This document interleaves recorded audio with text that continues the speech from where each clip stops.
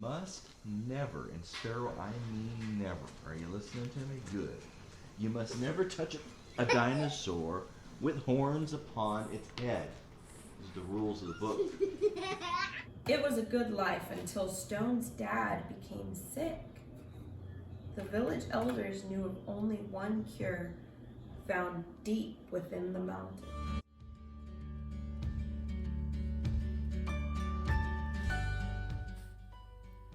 Gotta lay down, be good. Okay.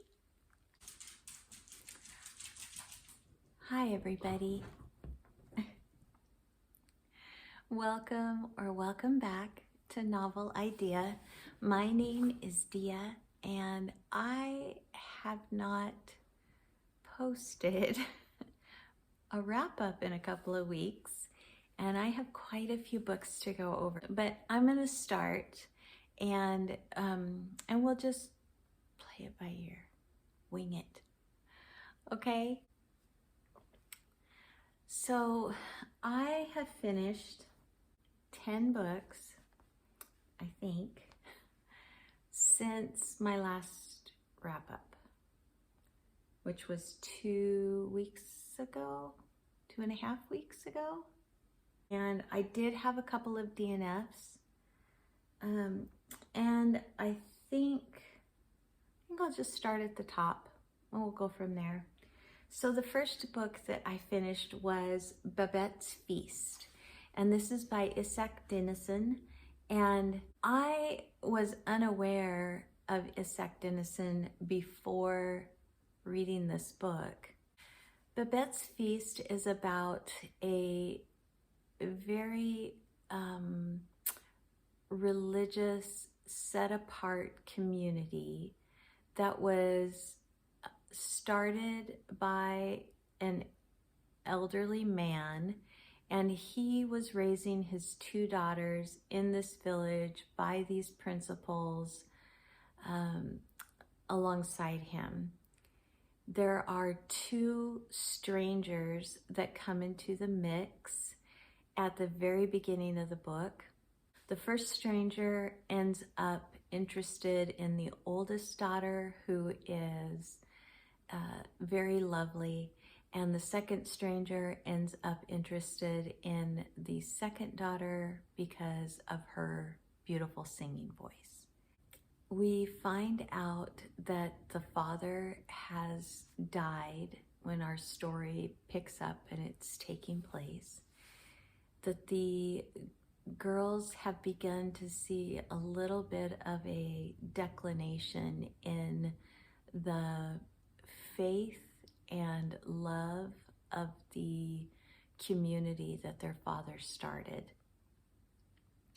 And then one day, a woman shows up in a very desperate state on their doorstep with a letter from one of these men that they had met in their youth.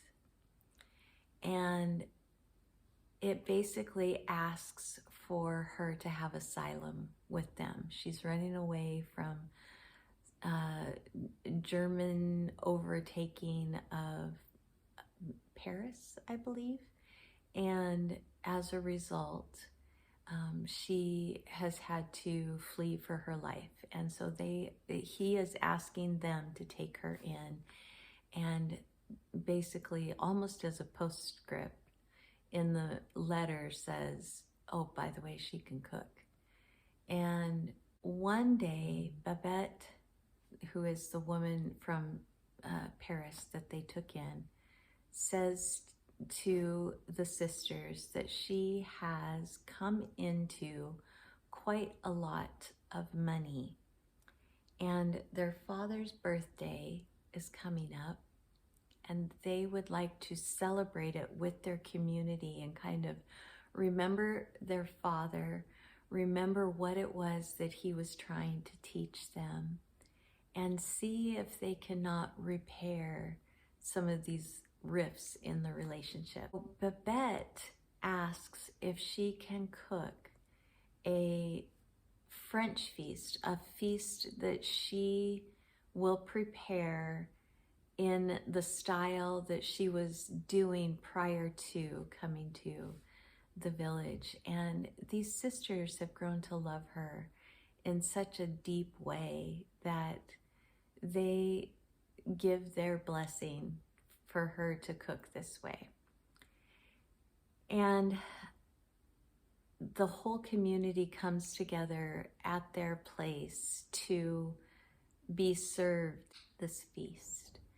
And the reason that it is called Babette's Feast is because of what takes place around the table during the course after course after course that is coming out, and the songs that are sung and the prayers that are prayed and the reconciliations that are happening and the true elevation of the soul to faith is what is really emphasized in the book, and it's just beautiful. This one is very short. It is a novella length, and I gave it an A, strong A, and I just adored it. It's probably one of my favorites from the year so far. I really liked it. The next book that I finished was Plutarch's Lives, Volume 1 by Plutarch. And it is a comparison of a Greek person and their life and a Roman person and their life. He sets them side by side and has found commonalities between the two of them.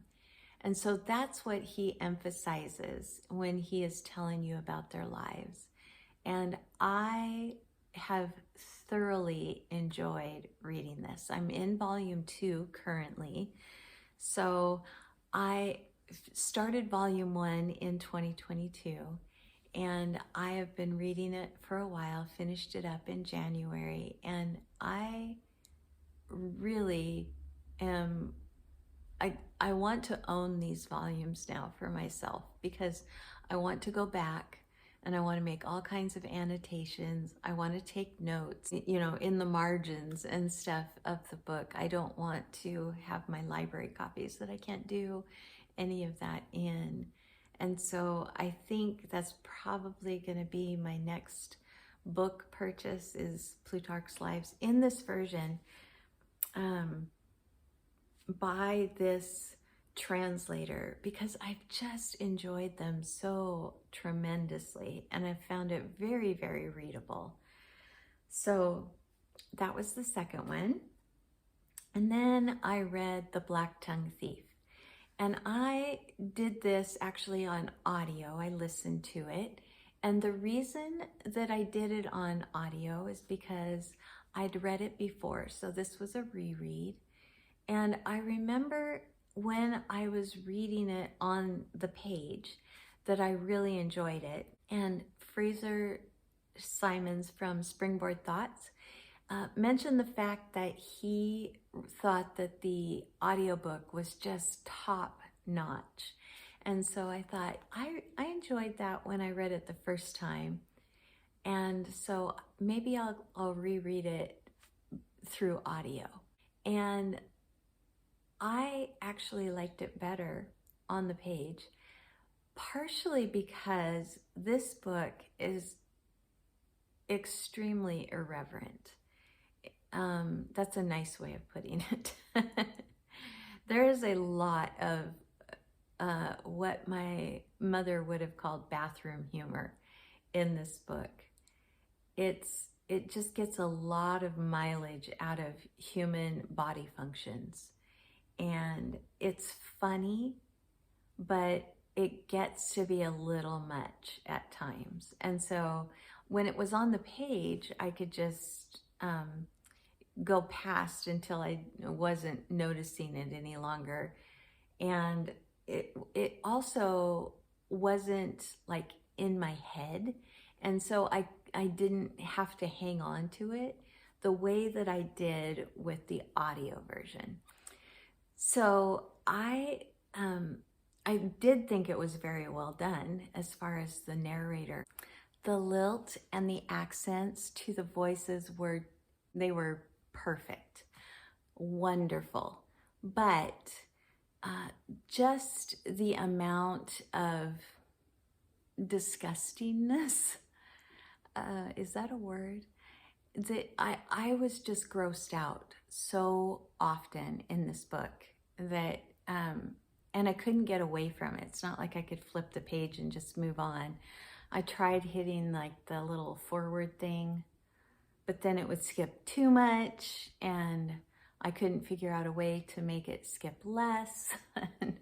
And I didn't want to rewind and listen to it all over again. And so I ended up not liking this as much as I did the first time. And so I think it took it down to a B- for me. It might even be a C+, whereas it was a B before. But I still really like this story.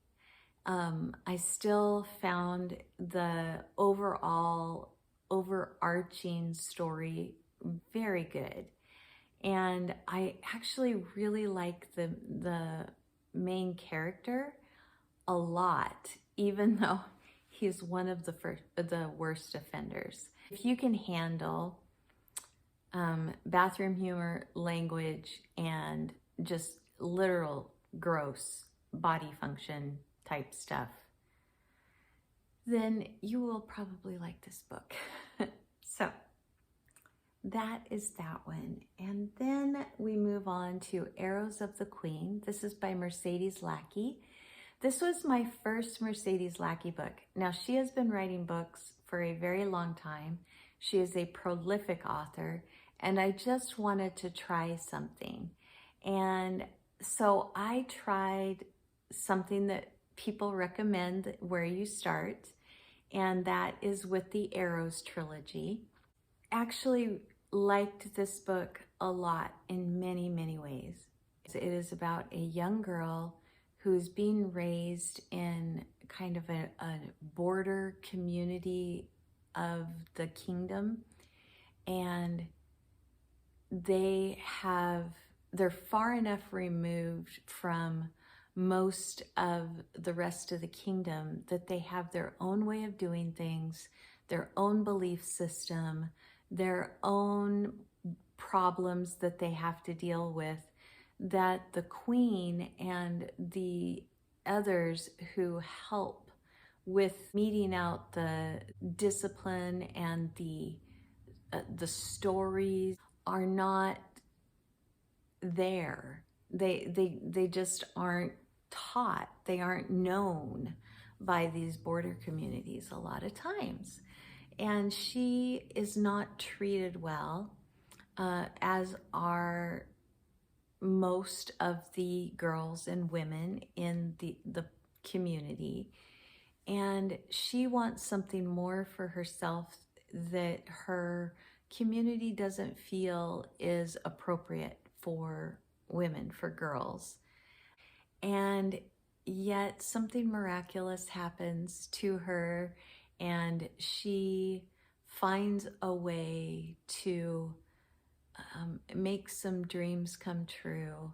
And even though it is a trilogy, this wraps up so well that I think you could easily read it as a standalone. And actually, I think that's what I'm going to do, because even though I enjoyed the story overall as a whole, I did not enjoy parts of it. There were some major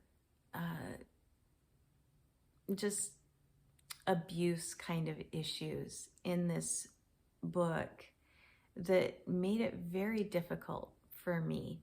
So it just wasn't for me. It's not that it's not a good book, but it was not for me, because that is just not something that I enjoy reading. And so I am not going to go on with this series, but I'm so happy that I read this book, and I gave it a B+.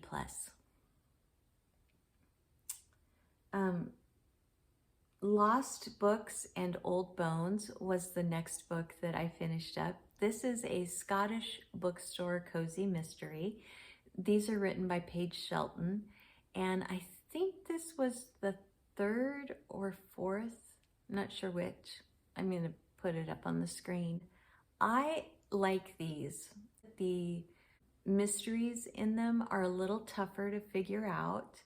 They're not quite so, ooh, page 1, I know who the culprit is, kind of things. And I think that they are wonderful characters. So still cozy mysteries, but a little more on the gritty side. And the love interest in this series is pretty fun as well. And so I have just really enjoyed these and am looking forward to the next one. That was the first part of my wrap up, basically. Those were the books that I should have given you last week. I will tell you about the 2 DNFs also. The next video, I can just go ahead and wrap up the books from this past week that I finished up. So the 2 DNFs that I had were The Pursuit of Love by Nancy Mitford. Again, probably not a bad book. I just was totally not in the mood for that kind of book. And it is what it says it is. The title pretty much says it all. I just wasn't enjoying it. It wasn't hitting me right, so I put it aside because I didn't want to read something that wasn't sparking joy. The other one that I DNF'd was a little of a surprise to me. This was the second book in the series. It's called Hangman's Gate, and it is from R.S. Ford. It was just a little too dark for me, a little too much war. I can usually handle stuff like that, but for some reason, these books were just hitting wrong. And I just didn't want to read any more of it. So I actually am DNFing that series but my family that has been here for the last 10 days, which is why I have not been making videos, just left this morning to fly back to Tennessee, and 8 days was not long enough. They were up here in the Northwest for 10 days, but I only got them for 8 of those 10, and I haven't seen those grandbabies for, I think it was actually over a year. Christmas 2021 was the last time that I saw them. Anyway, hopefully it won't be another year before I see them again, but I did get quite a bit of reading done while they were here. I just didn't have time to make videos, so I have another 5 books to wrap up in the next video, and I will be putting them up probably consecutively. You'll probably get one today, one tomorrow, okay? Thanks everybody for joining me. I hope that your week has been wonderful. I hope that you all are in a warm and cozy place where you can read some good books. And if you like this video, please give it a like and subscribe if you want to. Bye everyone. I'll see you in the next video.